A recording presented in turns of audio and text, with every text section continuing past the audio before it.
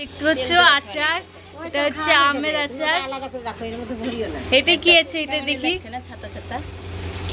না না, তো এটা হচ্ছে পাঁচ মিশালি আচার। তো কারা কারা আচার খেতে ভালোবাসো অবশ্যই কমেন্ট করবে। রোদ দেখাও। আর এই দেখো মা আচার নিয়েছিল, আচারটা জং ধরে গেছে। আচারটা দেখি কেমন হয়ে গেছে। তো দেখো আচারটা পুরো বাদ হয়ে গেছে রোদ পাইনি বলে। আর এটা হচ্ছে নতুন আচার। আচার কেমন খেতে দেখো। তা আমার আচার খেতে খুব ভালো লাগে। তো আপনাদের কাদের কাদের ভালো লাগে অবশ্যই কমেন্ট করবেন।